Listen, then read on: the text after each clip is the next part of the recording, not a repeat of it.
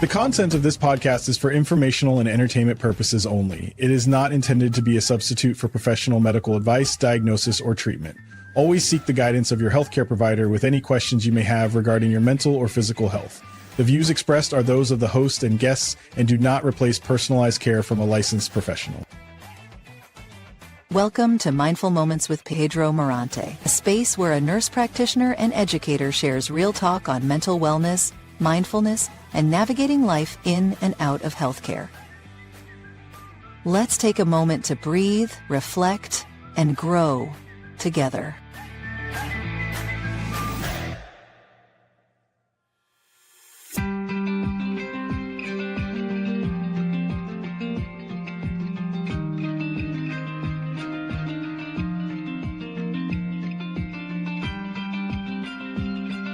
Very important, guys, to start slow, go steady. No, it's not a fast race. We're all in this together. So there's a lot of anxiety, depression, and PTSD going on. So just need to make sure that our message as a provider is heard by our minority patients. Making sure that we are here for you.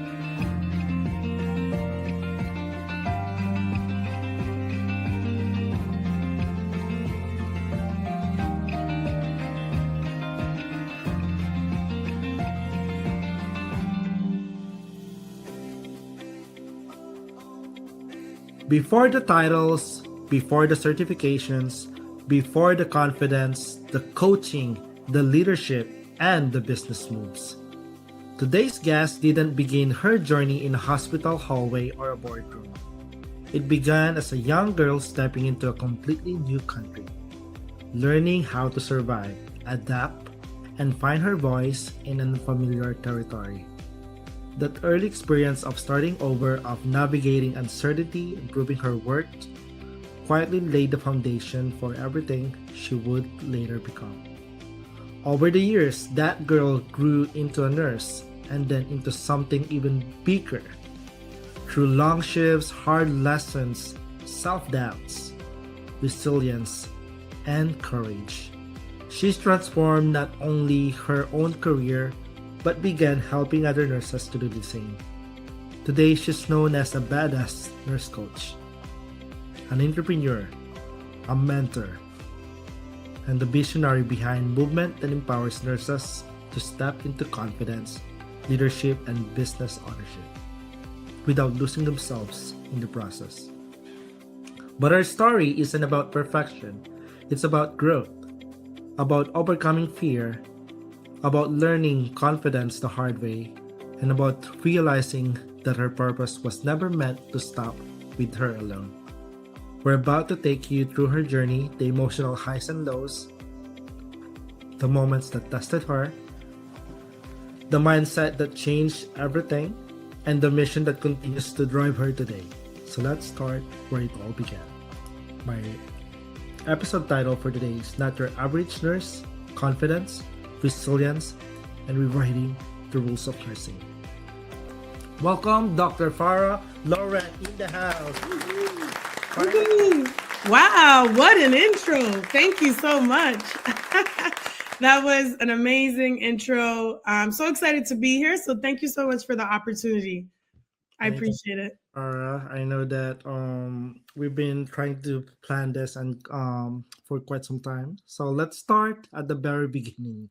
Mm-hmm. Before the titles and certifications, before the leadership roles, when you were just a girl in a completely new country, what was the experience like and how did that shape you today? Yeah, that's a great question. So I'm a very, proud first-gen immigrant. And, I always attest, the way that I am today to really the way I grew up in my parents, right? So my dad, I don't share too much sometimes about that story, but he was kind of a natural entrepreneur. He held different roles and titles throughout his career and was always hardworking and had multiple businesses that he's held along the way. And I think somehow I've seen, the way he's moved. And that's also been, an inspiration to me and how, how I grew up. Same thing with my mom. She's been very supportive throughout the way. So I've seen the adaptability that they both had to endure moving from West Africa to Canada. So number one, I didn't speak English, and I apologize. I'm a bit sick, so my voice is a bit raspy.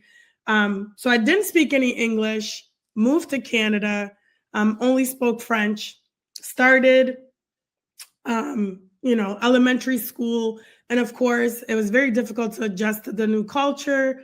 I wasn't embraced that well because, didn't know the language, and you know how kids are. Kids can be mean sometimes. They used to call me Jungle Woman. It was horrible. So there was a lot of bullying, and stuff like that. So I quickly learned how to advocate for myself and always be, speaking up. And that was early on as a child. And then I always knew I wanted to go into healthcare, would always be playing with the dolls and putting Band-Aids on them and stuff like that. And I was the youngest until my sister came along. So I would say I was the baby until she came along. But I saw my brothers, and so it made me grow up kind of tough because I had, 2 older brothers. And I always saw my parents, financially, moving to a new country, there's some hardships with that. So in my head, I always thought winning is the only way. Like, you have to work hard and you just have to make it happen. So that's kind of the mindset that I've always had growing up. Like, where there's a will, there's a way, and then always grounded in faith. So that's kind of how my journey started. I agree with you. And I'm also an immigrant. And I should say that bullying can also have, at a younger age, can have a deep, long lasting effects, right? Mm-hmm. Can shape our resilience and purpose depending on support and healing. Yeah.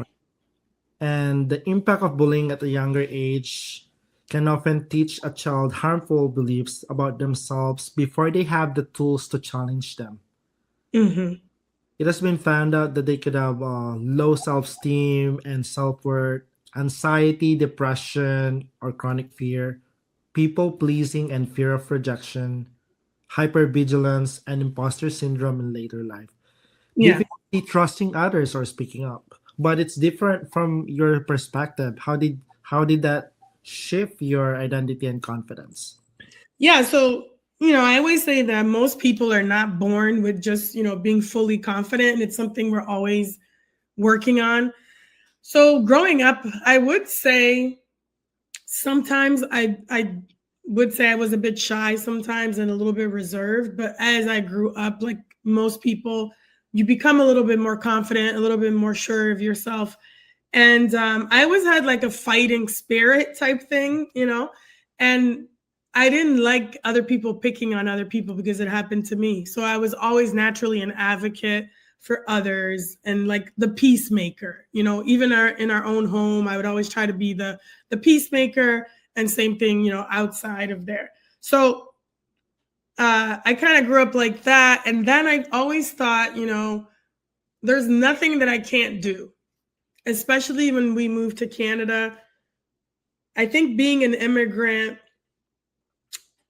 child and seeing different perspectives and world views, understanding different cultures, understanding hardships, I think it makes you a lot more grateful for what you have.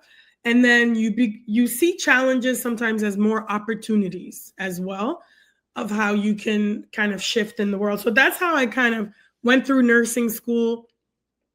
And something pivotal that happened to me in nursing school, I always share, is I loved it. I loved my experience. But the faculty was not diverse. The student body was diverse, but not the faculty. So it was very hard to really relate to some of these faculty. There was one in particular that was an ER nurse, and she was very laid back, very opposite than the traditional old school clinical instructor who's rigid and, hey, you have to iron your uniform and, your hair can't be this or that. So, right. She was very laid back. And I'm like, I like her. She's really cool. I think I want to be an ER nurse. And then I started watching Trauma Life in the ER. And I was like, I want to be a badass ER nurse. Like, that's what I want to be. And then there was one instructor who said, hey, Farah, what type of nurse do you want to be? And I was like, I want to be an ER nurse. And she's like, absolutely not. It's never going to happen. You're too unorganized. And she laughed, literally laughed in my face. And then for a moment, I was like, wow, like this educator, like, why is she so miserable? And like, such old school narratives. And then I was like, you know what? Who is this lady to tell me what I can't, can and can't do? And then in my head, I was like, okay, cool. Watch me, lady. I will be an ER nurse. And that's when my whole thing shifted. And I was like, I'm not going to be one of those people that someone says you can't do it. And I'm going to be like, okay, I'm the opposite. And I'm like, no, let me prove you wrong. Not only to prove you wrong, but to prove to myself that it can be done. So I got hired as a nursing student before I even passed my boards. And I got 2 offers in the ED. But of course, I took the one that was the trauma hospital. And that's really the start of the nursing career. It's amazing, and how one event can lead to another event, right? Mm-hmm, mm-hmm. And let's talk about the calling. Nursing wasn't your only option. It was a choice. What was it about this profession that pulled you, even when other paths were available for you? Yeah, so, like I said, growing up, I was always interested. I loved like learning. I loved education. And I think I always had like a nurturing spirit, like just love taking care of people. And that's where I knew I wanted to be in healthcare. I didn't want to be a physician. And I think that always caused some conflict in the family because, most immigrant families, they're like, hey, you need to be a doctor, a lawyer, or an engineer. And I'm like, no, I don't want to be a doctor. I like nursing because I saw nursing as, there's multiple things you could do, and they spend the most time with their patients. And I liked the ER. I was drawn to the ER because I felt like you were part of the community in the ER, right? Mm-hmm. It was never boring. There were so many things to do. And I love talking to people. Obviously, I love to talk a lot. So connecting with people, seeing a different range of people, I thought, this is where I belong. This is the spot. And I just thought nursing could give you so many different opportunities. So that's why I was drawn to nursing. And then I knew eventually I wouldn't stay in the ER forever. I made a promise to myself in nursing school that I would later go back, become an educator, and be one of those cool educators to inspire the next generation of nurses. And that's what I did. Yeah. That's great that you were telling us a relatable story that you were once a student and now you are trying to become the mentor side, right? Mm-hmm. Yeah. So let's talk about a letter to your younger self. Since you become an educator, if you could sit across from your younger self, who is unsure, hopeful, and a little naive, what truth would you tell her that you didn't know yet but desperately needed at that time? So I think the biggest misconception that I had as a new nurse is at times it was weird. I was either too trusting of people or too distrusting of people. And I was always like had my guard up sometimes, right? And one thing that I think prevented me from growing a lot faster in my career in terms of getting promotions is the lack of, I guess, nurturing relationships early on. I think this is why I became an entrepreneur, because I typically saw people in power, like in leadership, authority. I was always thinking, that they're not on my team, right? It's like we're not on the same team. Like they don't understand us. They're giving us too much work. We're overworked, underpaid. There was like some tension there, right? So I didn't know, I don't think I had the emotional intelligence to navigate some of those relationships. And I had a lot of anger inside of me because I was like, hey, I'm qualified. I got the certifications. I got the degrees, but I'm not getting promoted. Like, what is going on? And we know in life, there's a likability factor. If people don't like you, sometimes they just won't promote you. So I think I was kind of giving the wrong reputation and the wrong image. So when I started to learn about branding in business, it all made sense when I looked back. And I actually had a manager tell me one time, she's like, Farah, you should really work on your brand. And I was like, what the heck is she talking about? I'm in the ER saving lives, and she's talking to me about branding, because I was very direct, very transparent. And that's how you have to be in the ER, right? It's like life or death. So I think sometimes I would have told myself that it's okay to sometimes not have your guard up, be a little softer. You don't have to be so hard all the time. And then really nurture relationships will help you a lot further in your career to get to the next level. Yeah. Thank you for sharing that. And that's empowering to hear that you are able to reach to more people with what you do to the community. Specifically, like me, I'm a nurse entrepreneur.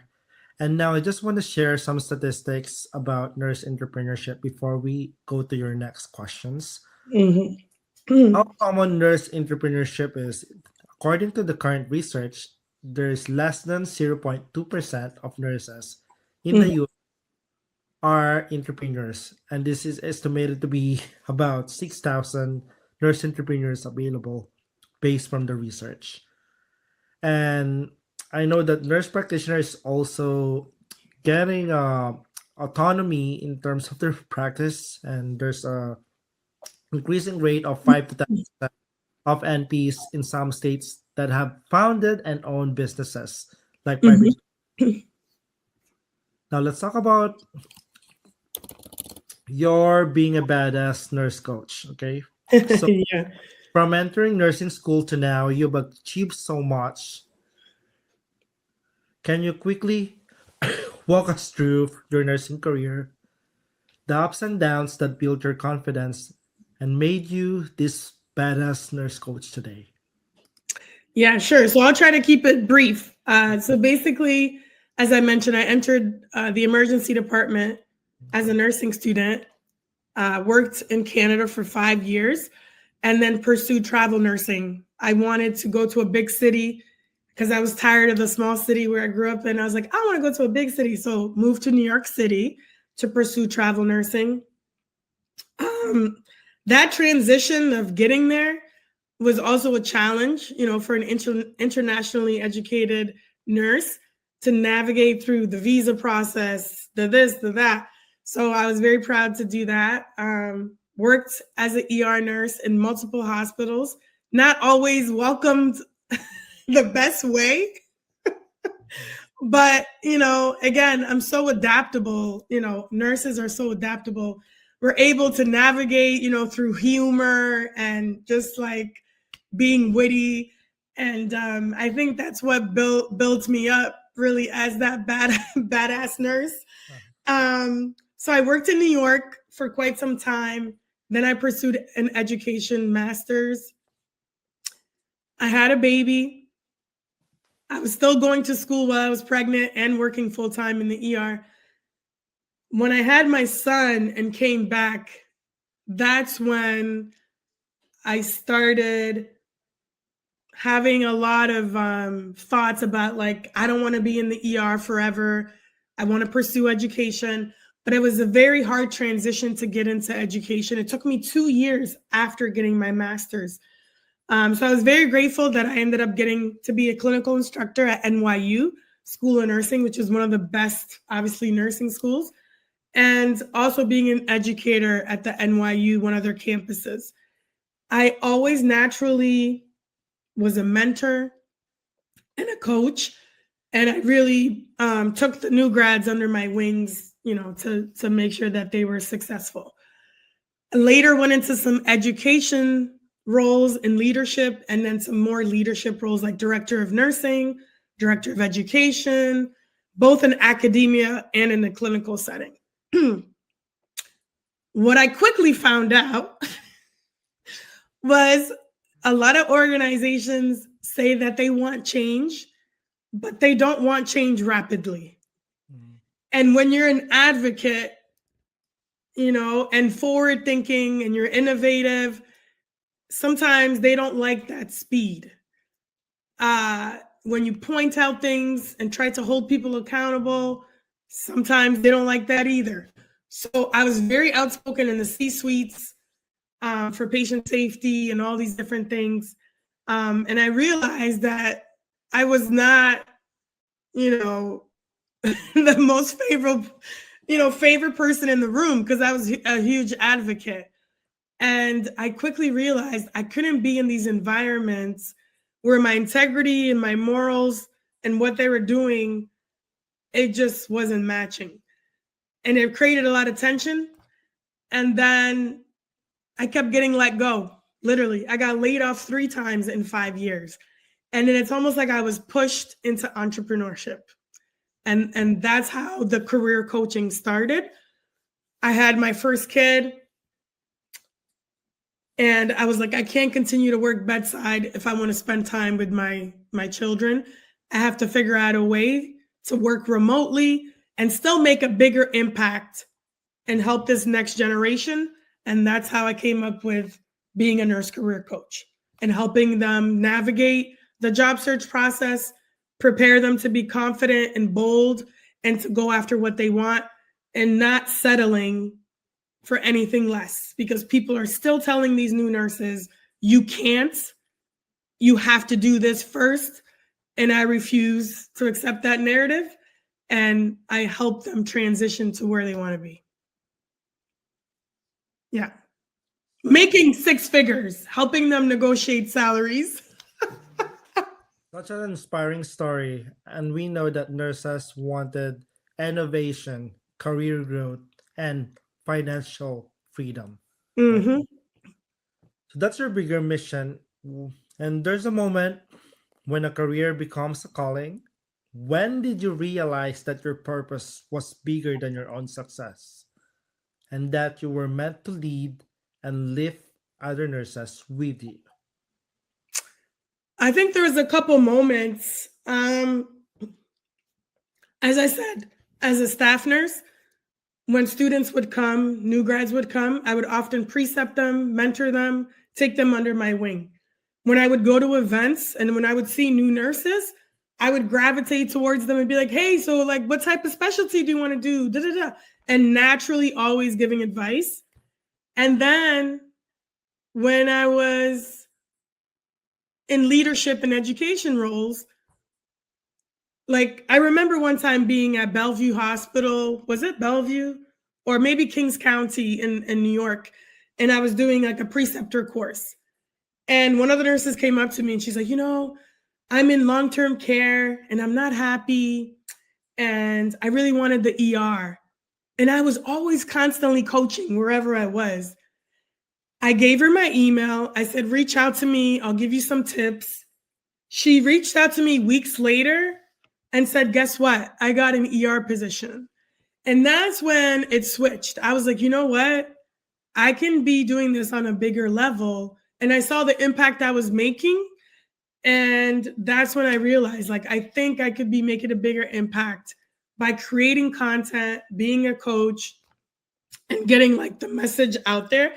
And one funny story too, when I was the director of nursing in New Jersey at a community college, the dean, she wasn't a nurse, but she was a chemist, and she was very like rigid, and she would always be calling and saying, hey, where's Farah? Where's Dr. Laurent? Where's Farah? And they're like, oh, Farah's in the lab with the students. And she's like, Farah, why are you always in the lab with the students? because I would always be interacting with them, right? And then that's when I really realized, I was like, okay, I think this is where I need to be, is like coaching these new graduates, into where they want to do. And then the final moment was, I told you I got laid off 3 times. The second time was very impactful. I got laid off from that director nursing position. And then I turned the whole program around from 56% pass rate to 86%, flipped the whole thing, changed the culture. Students weren't going into the offices and stuff. And it was just like, it was like a 360. And then when they let me go, they escorted me out of my office. Like, I had to pack my stuff. And it was the second time it happened to me. And then that moment, I had this feeling inside me, and I'm like, I don't want this to ever happen to me again. And this is what fueled the fire even more in terms of entrepreneurship. Your transformation from being fired to being your own boss is a relatable story for a lot of our audience out there that will resonates to your story, and it's very empowering. It's like a wake-up call, like, hey, we can do something, right? Yes. And that's why, and then quickly to share, the third time it happened, I was an associate dean in a hybrid role. And it happened the day before we had to move to Florida. The day before. I shared this story on LinkedIn. I was literally sitting on the floor because the movers were taking away the furniture. And it was on a Teams meeting. And she said, oh, so I know we're coming up on 3 months of your probation, but we just decided we're not going to move forward with you. And then I started laughing. I'm like, is this lady kidding me? And then that's what drove me to create Nurses Making Money Moves, which was the first conference name. And now it's called Nurses Making Business Moves, because I was just fed up. And I said, if I'm going through this, I'm sure there's many other nurses that are going through the same thing. And I want them to give them a pathway to learn how to get into entrepreneurship, because it's not easy, obviously, as you know. Yeah. There's like ups and downs of it. It's like a roller being a nurse, entrepreneur myself, but it's worth it. Yeah. Absolutely. Yes. And branding, branding is another thing I like to talk about, because I think the biggest mistake that I made, and a lot of nurses make, is when they're a new nurse, they don't really manage their personal brand. And they're constantly promoting the organization or employers that they're working for. And they fail to manage their own personal brand. And that's the biggest mistake you can make, because a personal brand can last forever. Your role is obviously replaceable, because we've seen this in the job market. They will let you go in a minute. So stop promoting your employer and promote yourself and build a brand. Yeah. I agree with you that personal branding is really important, right? It resonates with your work, your impact, and your influence. And you could leverage that branding too in your future work, like being a nurse influencer and bigger conference that they can invite you because you have a say and you have followers also. So people that believe in your work and your impact, and that's very important. Yeah, and that's what I believe. It's like you're building a community, you're building a tribe of like-minded people who want to support, and you're taking them through your journey. And it's a powerful thing. Yeah. Confidence is your superpower, as I can see on your social media and also your LinkedIn. But every superhero has kryptonite. What inner battle, fear, or belief did you have to confront and overcome to truly own your confidence? Honestly, I think it's through maturity. You know, when you become older, you become more mature, especially since I became a mom, it just transformed. You know, I'm very rooted in faith, and it's like a miracle when you have a child, right? And it's one thing when you're alone, but when you're responsible for another human being, it's very different, right? And it's like everything is flipped. So it's almost like this infusion of self-belief and power that you get. And obviously, like I said, rooted and grounded in faith. I really believe if you believe in yourself, you believe in your purpose and impact. I always feel that, you know, your faith and God will direct your steps. Everything happens for a reason. Sometimes we don't always understand it in the moment, but later when we reflect and if we see it as, especially with these layoffs, I'm like, oh my gosh, like I had a lot of anger. I'm like, I worked so hard. I got my doctorate. I got my certifications. I did all the right things. And I'm so angry. Why do I keep getting laid off? And then when I flipped it, I was like, you know what? Maybe this is God showing me another way. This is God redirecting me and saying, listen, I'm closing this door, but I'm opening up these other doors for you. So really believing in purpose and really believing in the universe and like I said, God will direct my steps. I've always had comfort in that. I think that's where my confidence comes from too, because not everybody is for you. And when you understand that, I really don't care what you think about think about me. I mean, yes, we do care to some degree. But when you have purpose and you know what your impact, you always have direction, and it goes beyond you. So it's not about just me. So when I'm tired and people are like, oh my God, Farah, like I see you on LinkedIn or I see you going live like almost every day. How do you have that energy? How do you have that? And I'm like, it's because it's bigger than me. I'm building something bigger than me. And what keeps me going is these messages that people don't see. Sometimes I'll share them, but I try to keep it private. People will message me from all over the globe, like the world, and say, hey, I saw your video on this, or your story is really empowering, and that's what keeps you going, right? Literally yesterday, one of the new grads in my coaching program, she just graduated, but before graduation, I helped her prepare for an ER interview. So I see myself in her, she sees herself in me, right? And she literally passed her NCLEX, she recorded it, like her finding out, and then she texted it to me. So like these are the moments, right, that keep me going. And I'm like, you have to, you know, confidence is built through repetition, through demonstrating what it is that you do, the transformations that happen, the results, the competence, like the competence, right? I always say the more competent you are, the more confident you are, but you're going to fail. It's not going to be perfect.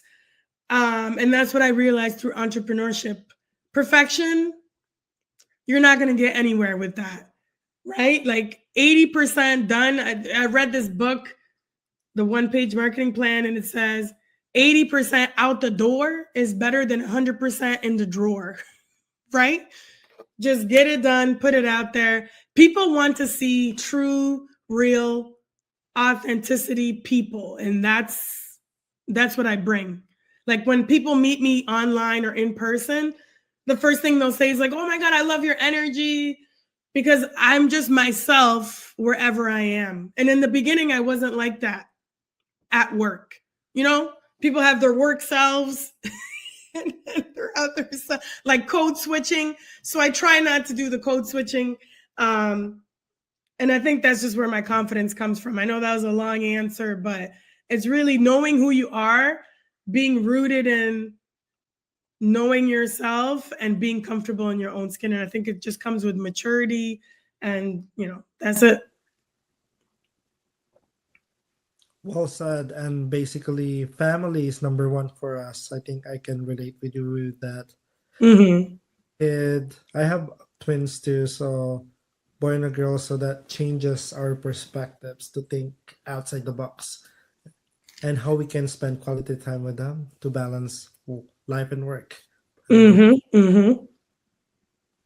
Yeah. Emotional reality of nursing is what we're going to talk about next. You work closely with novice and transitioning nurses, often at their most vulnerable value.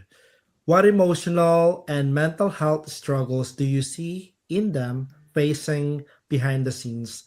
And how do you help them reclaim their confidence and a sense of their self? Oh, hands down, the top two things is um I feel that nursing school sometimes chips away at people's confidence and self-esteem. And that's the number one thing. They come out of nursing school more doubtful, lower self-esteem, and low confidence. So really, at the core of my program and how I coach them, it's not truly, yes, we go through career guidance, we go through cover letters, and I have different methodologies and frameworks and keywords for the resume and this. But truly, the transformation is happening mentally, psychologically, right? Emotionally, like helping them with mindset, eliminating self limiting beliefs, eliminating the thought that they feel like they're not enough or that they're not deserving of a particular role as they come out and that they have to put in the work of being in med surg. No, they don't have to do that. So that's the mindset and the confidence work that we have to do is like, you are enough, you are worthy, you are deserving of making more money as a nurse. And, you know, you're worth respect, the respect. Just because you're a new nurse doesn't mean you're not competent. And you need to be respected as a new nurse. So that is like the values that we work on and the mindset shift. And the biggest thing that I see in them is their perspective changes. And when your mindset and perspective change, you know, your actions change, the way you behave, the whole thing, the confidence changes. So that's really what I see in them. Yeah. Right. Your mindset is your biggest asset, as they said, right? So if you think that you're gonna be a champion, you're gonna be one. But if you think that you're gonna be a loser, then you're gonna end up being a loser. So that's very important that you are emphasizing that. Yeah.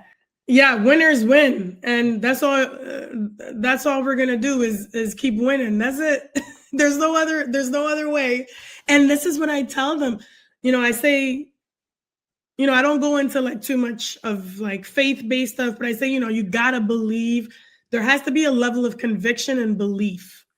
If they don't believe it deep down with every cell in their body, they don't believe that they can get the position, it's not going to happen. So we go through that whole manifesting and really believing, and it works. Yeah. About manifestation, indeed. Mm-hmm, mm-hmm. Now, coaching one nurse at a time is very powerful, but you built something bigger.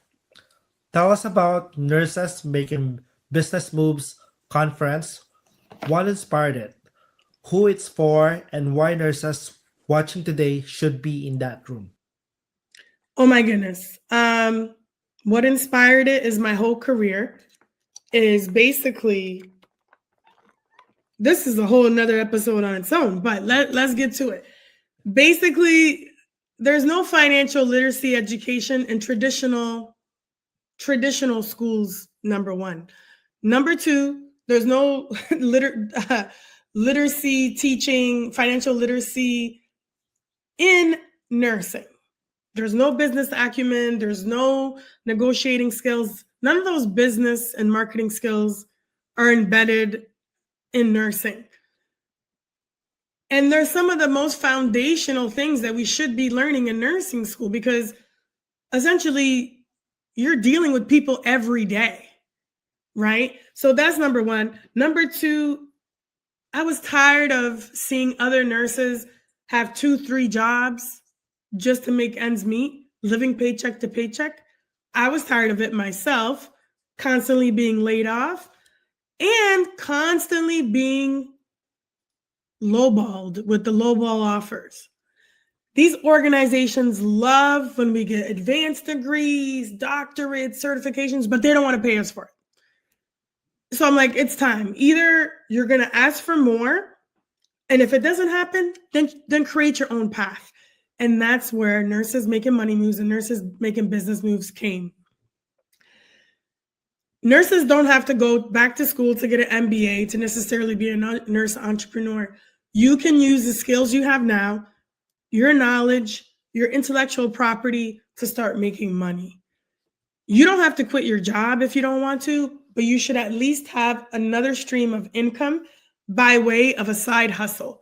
If you end up loving that side business, it could eventually turn into a main business with extra income. I looked out there. There is really nothing out there in terms of conferencing the way that I've built out this conference, because it's not just for nurses. It's for anyone interested in business growth, and also just acquiring skills for personal development to grow in your nursing career. Guess what? If you want a promotion, you need to learn how to negotiate yourself, pitch, and market yourself, brand, so that you can move up in your nursing career.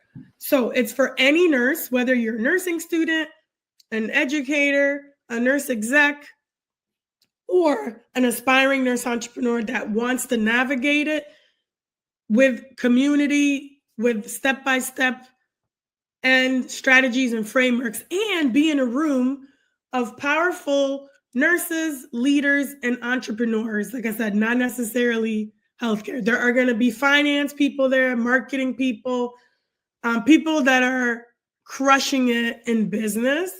So that's who it's for. It's really anybody who's business minded and wants to learn and be in community. And obviously learn how to make more money and make business moves. And I just want nurses to start thinking more like a business. You know, the decisions we make. I was talking to a nurse who founded a tech company, and she said, some of these tech people were like, what do you mean nurses precept people for free? Like they just couldn't get, you know, the free stuff that we do. You know, some people just don't understand it. And I'm not saying don't be a mentor, and I'm not saying, you know, don't do things, you know, out of service, but there comes a time and a place too, you know, that you want to be able to have a sustainable career where you're making enough money for yourself and your family and start to build wealth. And this is why you need to be in the room at Nurses Making Business Moves. And there's no gatekeeping of information. It's not fluff. I have nurses that are making millions in their business, and they're going to be sharing their journey of how they got there. Because really, you can't build a business on your own. And you need a team, you need support, and professional development is the best way that you're gonna grow in your business. And I have to say this, lastly, as nurses, we love putting out money for advanced degrees, putting out money for certifications. But when it comes to other things outside of nursing, sometimes we don't see the value. We need to remove ourselves from scarcity mindset and hanging on to our money and learn that investing in your growth in yourself is going to take you further. When you pay for proximity, being in the room alone is transformative. If you keep hanging out in the wrong environments and in the wrong circles where people are not growing and doing more, you're not going to grow. So that's why you need to be at Nurses Making Business Moves so you can grow and make some business moves. I love it. And basically, this is very moving, empowering, and inspiring at its own set, right? Thank you. And we needed somebody like you to open our eyes and vision and hear this. Our network is our network, and you're correct. If you hang out with losers, you end up being a loser. If you hang out with winners, you end up being a winners, right? Yeah, I'm telling you, honestly, one connection, and it sounds kind of like, oh, whatever, but one connection can literally change your life. Yes. One connection. And I've invested myself thousands of dollars in coaching myself to improve myself and to improve myself as a coach and a business person. And I'm telling you, in order for you to create wealth, you need to invest in yourself and your personal brand, but you need to save time. So yeah, you could probably do your own research, but imagine how much time you're going to waste when you can literally have one conversation with someone that could save you a year's worth of researching, right? So that, that's what Nurses Making Business Moves is all about. And it's not just a conference, it's a movement. It's a way of thinking, a way of life. And it's going to be fun. It's not your rigid, boring conference. Like, there's going to be a DJ. It's going to be lit. It's going to be lit. Now you wear many hats: nurse coach, entrepreneur, leader, and mom. How do you protect your energy, set boundaries, and avoid burnout while still showing up fully for the things that matter most? So honestly, I'll say this, and people may not disagree. I mean, people may disagree. You might think it's a little funny, but I don't believe in balance. I don't. I believe in like seasons, right? And I made a post about this recently. I believe that I should be able to work as much as I want or as little as I want and have that freedom. I'm someone who's very driven. I'm a go-getter. Like I said, first-gen immigrant. It's rooted in us to be hard workers. And it's actually difficult for us to sometimes take time off. So I actually have to be very conscious of like, hey, you need time off. You need to take a break. You need to da-da-da. And then setting boundaries is something I'm always working on, and eliminating things that are not in alignment with me or my goals. And it's very hard to do because, as you mentioned, a lot of us are people pleasers. Even on LinkedIn, people are like, hey, can I jump on a 30-minute call with you? Or can I do it? I'm like, no. Or some people will be like, hey, I'm building out my podcast. Can I pick your brain on branding? I was like, you know what that's called? That's called you need a consultation. Here's my consultation link that you can pay me for, right? Because nurses are so giving and nurturing, and we need to protect our time, our peace, and have boundaries. But for me, I don't know. I don't know how I do it. I just have a lot of energy. And yeah, I don't know. I just think there's no balance. And right now I'm in a go mode. Obviously I took some time off in the holidays because we had some transitions going on, but I don't judge people. People are like, oh, you're always working, you're always doing this. Like, let people do what they want to do. And that's it. That's my thing. I'm like, I'm going to make things happen. And I don't care what people think. That's it.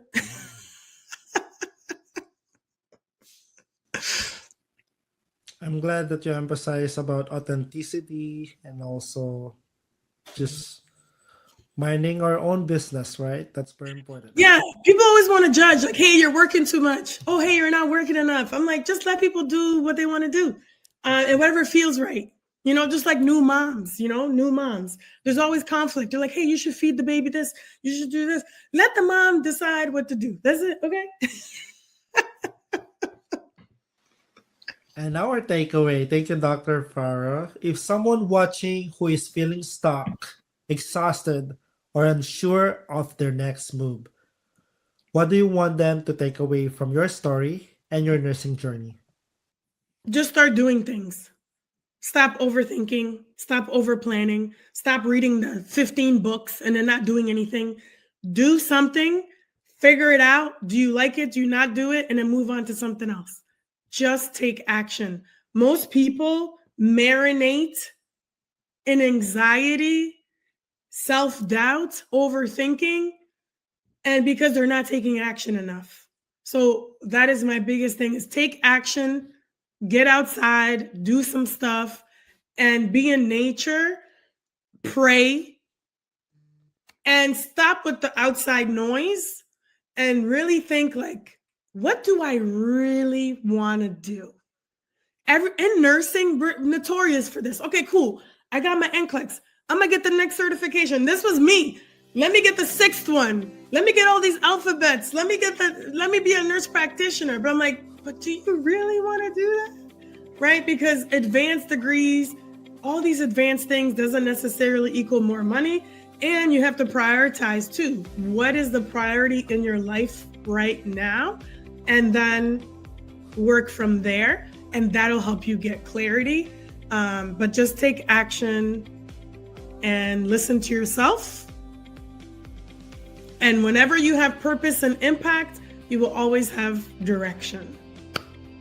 And don't listen to most people because they're negative and they're going to try to talk you out of stuff that you really want to do, but just do it anyway. Yes. And for nurses who are ready for more confidence, more alignment, more impact, where can they find you, follow you, and work with you? LinkedIn is my playground.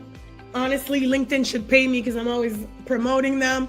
But message me on LinkedIn or go to my website, nursefarah.com, and nursesmakingbusinessmoves.com. You can also subscribe. I have newsletters and things like that to follow me. But honestly, just send me a message on LinkedIn. That's where I'm more likely to respond to you right away. And and I'm taking over the world. You know, that's it. Nurses are taking over the world. And I can't wait to connect with everybody. And there's more stuff coming. So, and I wrote a book, Nurses Making Money Moves. You can check that out. Writing a second book, Nurses Making Branding Moves. Who knows? Maybe I'll come out with I have my own podcast. Maybe I'll come out with my own show. You never know. Just look out for me. Sky's the limits, right? Yes, exactly. And that's very important. Like, you have to think outside the box, be innovative, and you'll make it far. Honestly, it sounds cliche, but the biggest thing is people put too many limits on themselves. So just go out there and be unstoppable. That's it. Thanks for listening to Mindful Moments with Pedro Morante. Be sure to follow the podcast so you'll never miss an episode. If you find value in our time together, leave a quick review. It helps more people discover the space we're creating. For updates and more reflections, follow us on social media. Until next time, take care.